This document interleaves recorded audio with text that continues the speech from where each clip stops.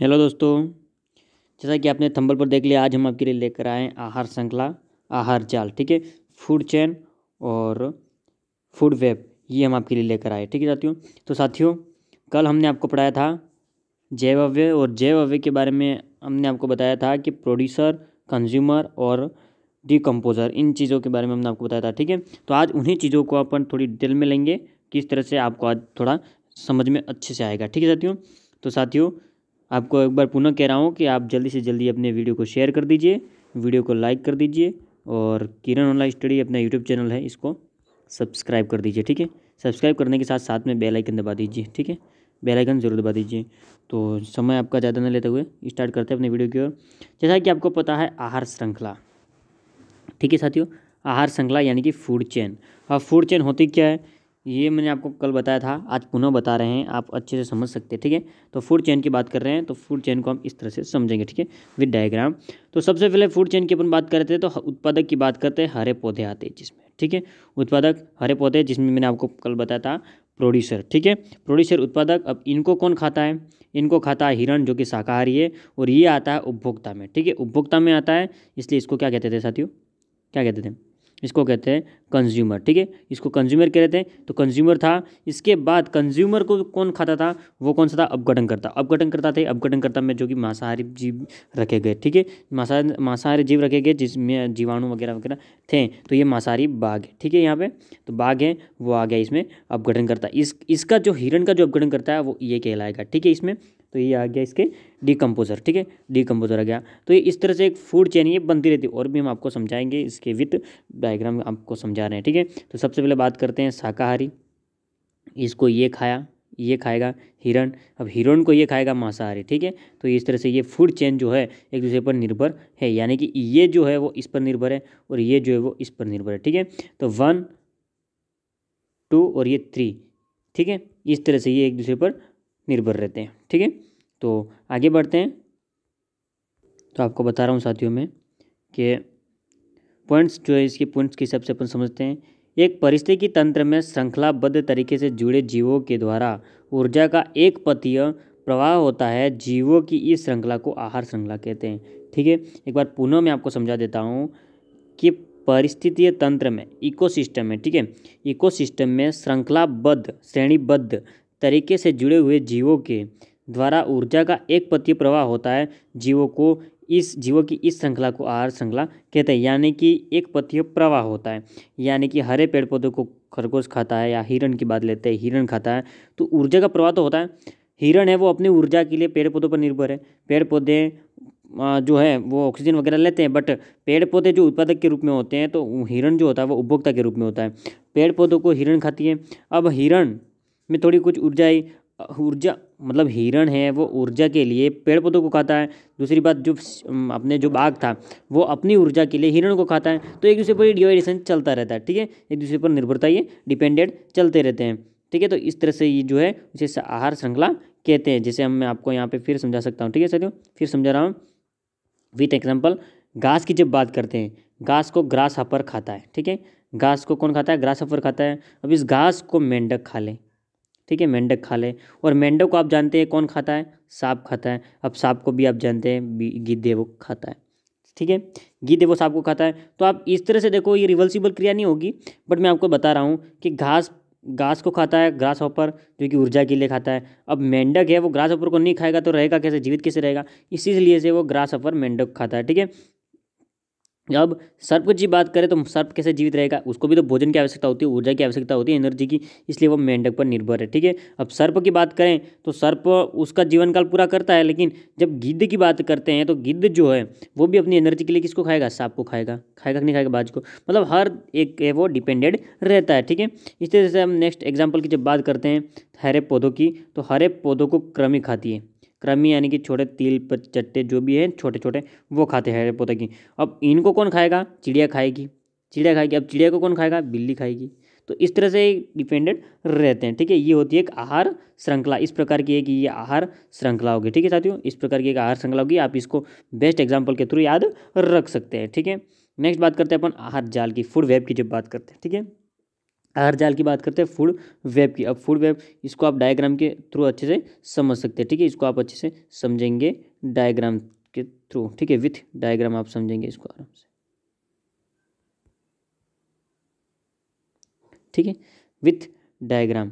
अपन बात करते हैं फूड वेब यानी कि आहार किसकी, आहार जाल की बात करते हैं, फूड वेब की बात कर रहे हैं। अब मैं आपको बता दूं, इसको आप अच्छे समझना, ये जो हरे पेड़ पौधे हैं, ठीक है, इसको ग्रास हॉपर खाएगा, ग्रास हॉपर को गिरगिट खाएगा, ठीक है।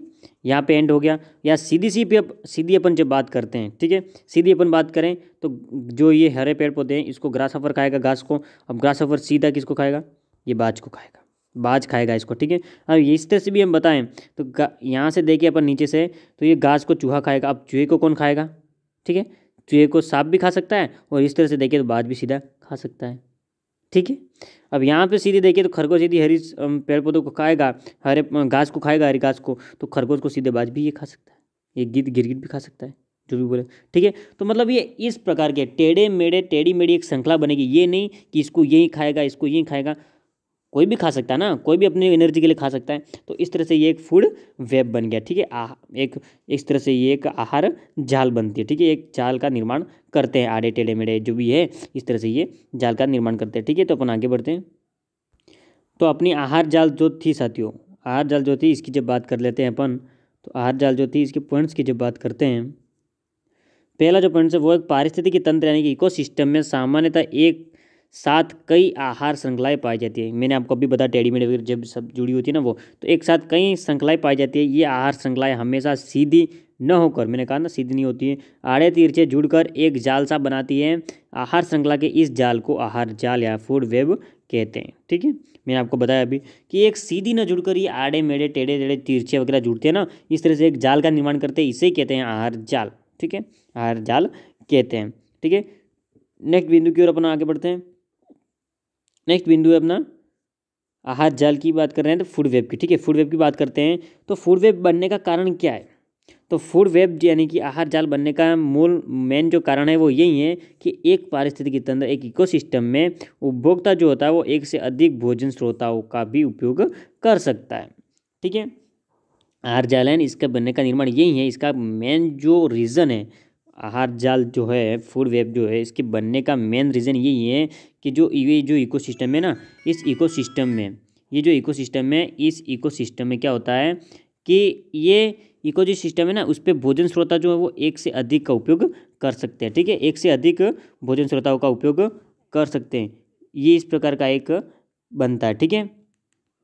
तो मैं आपको एग्जाम्पल के थ्रू समझा देता हूँ, ठीक है, एग्जाम्पल के थ्रू आपको बताता हूँ मैं क्या होता है ये, ठीक है।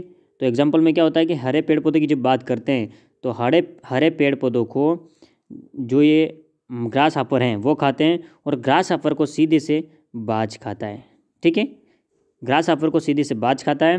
नेक्स्ट एग्जाम्पल के थ्रू अपन जब बात करें तो वो है पौधे, ठीक है, पौधे हैं, अब पौधे को ग्रास हापर खाएगा, ग्रास हापर को गिरगिट खाएगा, और गिरगिट को फिर बाज खा लेगा, ठीक है।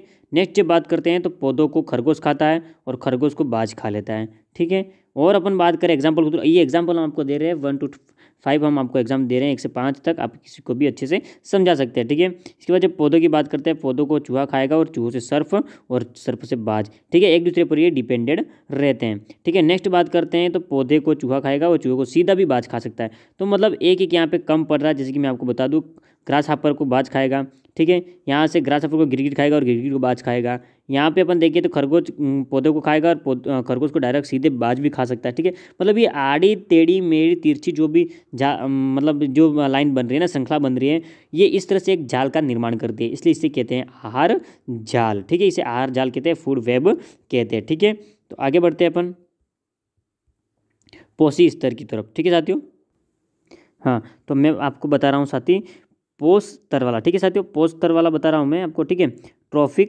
ट्रॉफिक लेवल, ठीक है, ट्रॉफिक लेवल की जब बात करते हैं अपन पोषी स्तर की, तो वो किस पर डिपेंडेड रहते हैं, ये सब कुछ मैं आपको भी बताता हूँ, ठीक है। तो ये अपन बात कर रहे हैं, सबसे पहले अपन बात करते हैं उच्चतम श्रेणी के प्राणी, ठीक है, उच्चतम श्रेणी में जो आते हैं वो चतुर्थ श्रेणी पोषी स्तर, ठीक है, ये चतुर्थ श्रेणी पोषी स्तर है, ठीक है, श्रेणी के गाज, ठीक है, उच्चतम श्रेणी वाले, ठीक है। तो उच्चतम श्रेणी की जब बात कर रहे हैं, ठीक है, उच्चतम श्रेणी में जो है ना वो चतुर्थ स्तर का पोषी स्तर होता है, चतुर्थ श्रेणी का पोषी स्तर होता है, उच्चतम श्रेणी, और इसमें मांसाहारी जंतु आते हैं। ठीक है, मांसाहारी जंतु आते हैं। ठीक है, इसमें मांसाहारी जंतु आते हैं। पोषी स्तर जो चतुर्थ श्रेणी का जो पोषी स्तर होता है, इसमें मांसाहारी जंतु आते हैं जो कि उच्चतम श्रेणी कहलाती है। नेक्स्ट जब बात करते हैं तो मांसाहारी जंतु जो होती है, तीसरा जो तृतीय पोषी स्तर होता है उसमें मांसाहारी जंतु आते हैं, और जो द्वितीय पोषी स्तर होता है उसमें शाकाहारी आते हैं, और प्रथम श्रेणी में तो उत्पादक है ही हैं।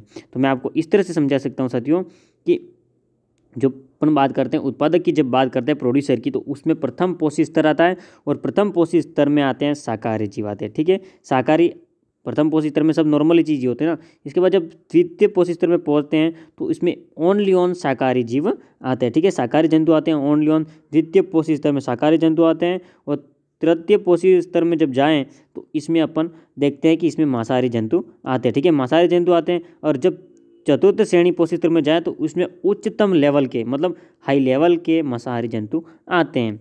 ठीक है, यानी कि मैं आपको बता दूं कि साथियों ये जो तृतीय पोषी स्तर है इसमें अपन बाघ उनने चीता वगैरह जो भी है इनको अभी डाल दें तो इसके ऊपर जो मांसाहारी जो जंतु होते हैं उच्चतम श्रेणी के, जैसे कि छोटे ही मान ले अपन, जीवाणु को मान ले, बैक्टीरिया को, तो वो जो होते हैं ना वो शेर को भी यदि कोई शेर मरा हुआ है तो उसको भी निगलने की क्षमता रखते हैं, उसको भी समाप्त करने की क्षमता रखते हैं वो। ठीक है, तो वो ऐसे जो जीव होते हैं ना वो उच्चतम श्रेणी में रखे गए हैं। ठीक है, तो सबसे पहले प्रथम श्रेणी में उत्पादक है, दूसरी श्रेणी की जब बात करें तो शाकाहारी जंतु आएंगे द्वितीय पोषी स्तर में, और तृतीय जो पोषी स्तर है इसमें मांसाहारी आएंगे, और चतुर्थ जो पोषी स्तर है उसमें उच्चतम श्रेणी के मांसाहारी जंतु आएंगे। ठीक है, आगे बढ़ते हैं, पोषी स्तर के कार्य की तरफ देख लेते हैं।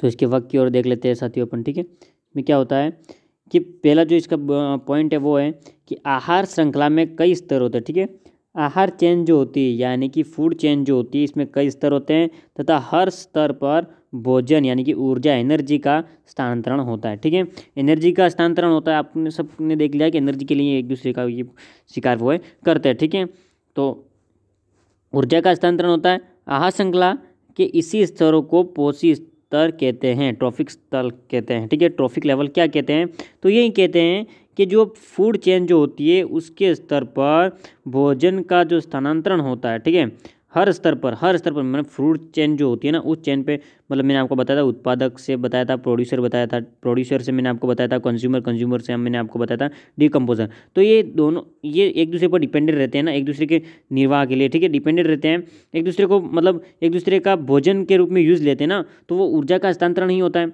अब ऊर्जा का हस्तांतरण होता है तो आहार श्रृंखला के इसी स्तरों को पोषी स्तर कहते हैं, ट्रॉफिक लेवल कहते हैं। ठीक है, आगे बढ़ते हैं अपन नेक्स्ट पॉइंट की ओर कि आहार श्रृंखला कई पोषी स्तरों का बना होता है। ठीक है, आहार श्रृंखला जो होती है मतलब फूड चेन जो होती है वो कई स्तरों का बना होता है, ठीक है, कई ट्रॉफिक लेवल का बना होता है। इसके प्रत्येक चरण को ही पोषी स्तर है। ठीक है, इसका प्रत्येक चरण जो है वो पोषी स्तर ही है। ठीक है, इसका प्रथम चरण यानी कि प्रथम, द्वितीय और तृतीय और चतुर्थ जो भी ये सारे पोषी स्तर ही हैं। ठीक है, अब मैं आपको इस तरह से इसको अच्छे से कंप्लीटली समझा सकता हूँ। ठीक है, कंप्लीटली मैं आपको समझाता हूँ इसको। जैसे कि देखो, सबसे पहले अपने प्राथमिक स्तर की जब बात करते हैं, प्राथमिक स्तर में घास की बात करें तो घास जो है वो प्राथमिक स्तर में आ गई। ठीक है, नेक्स्ट जब बात करें द्वितीय पोषी स्तर, इसमें क्या होता है, ग्रास हापर यानी घास को खाने वाले प्राथमिक उपभोक्ता कहलाते हैं। ठीक है, नेक्स्ट अपन बात करते हैं तृतीय पोषी स्तर की, तो इसमें क्या है, मान लेते हैं अपन गिरगिट आता है, द्वितीय उपभोक्ता हो गया। ठीक है, प्राथमिक उपभोक्ता ग्रास हापर, द्वितीय उपभोक्ता गिरगिट। ठीक है, अब चतुर्थ पोषी स्तर की जब बात करते हैं इसमें आता है बाज जो कि तृतीय उपभोक्ता है। ठीक है, अब मैं सीधी से बात आपको ये कह सकता हूँ कि जो ग्रास हापर है वो सीधे तृतीय उपभोक्ता भी काम कर सकता है, तृतीय उपभोक्ता बाज जो है वो भी खा सकता है। नेक्स्ट जब बात करें तो अपन ग्रास जो होती है मतलब उपभोक्ता जो होता है उसको भी सीधे तृतीय उपभोक्ता जो होता है यानी चतुर्पोषी स्तर था वो खा सकता है। ठीक है, तो एक दूसरे से ये इस तरह से एक चेन का निर्माण करते हैं। ठीक है साथियों, जाल का निर्माण करते हैं वेब का। तो साथियों उम्मीद करता हूँ कि आपको ये हमारे द्वारा लिए गए आपके लिए फूड वेब, फूड चेन और पोषी स्तर, ट्रॉफिक लेवल, ये जो तीनों टॉपिक हमने आपको आज समझाया अच्छी तरह से, तो आपको अच्छे से समझ में आ गए होंगे। तो जल्दी से जल्दी साथियों क्या करेगा, जल्दी से जल्दी आपने इस वीडियो को शेयर कर दीजिए। ठीक है, वीडियो को जल्दी से जल्दी शेयर कर दीजिए साथियों। ठीक है, शेयर कर दीजिए और वीडियो को शेयर करने के साथ लाइक तो करना ही है। ठीक है, लाइक करना है और कमेंट भी कर दीजिए कि आपको ये वीडियो कैसा लगा। ठीक है साथियों, कमेंट कर दीजिए और कमेंट करने के साथ साथ एक बार मैं आपको पुनः बता दूं कि आपका ही ये चैनल है किरण ऑनलाइन स्टडी, तो इसको आप सब्सक्राइब कर दीजिए। ठीक है साथियों, इसको सब्सक्राइब करना तो भूलना ही मत, ठीक है। इसको सब्सक्राइब कर दीजिए और साथ में बेल आइकन जरूर दबा दीजिए, घंटी का जो बटन आ रहा है ना उसका दबा दीजिए और उसको सभी नोटिफिकेशन पर रख दीजिए, ऑल नोटिफिकेशन पर रख दीजिए, ठीक है, ताकि हम जब भी कोई वीडियो लेकर आए सबसे पहले नोटिफिकेशन आप तक आए, ठीक है साथियों। तो साथियों मिलते हैं फिर नेक्स्ट वीडियो में, ठीक है। नेक्स्ट वीडियो में आपको हम और भी रोचक बात लेकर आएंगे आपके लिए, रोचक नोट्स जो है वो लेकर आएंगे, ठीक है साथियों। तो तब तक के लिए थैंक यू दोस्तों।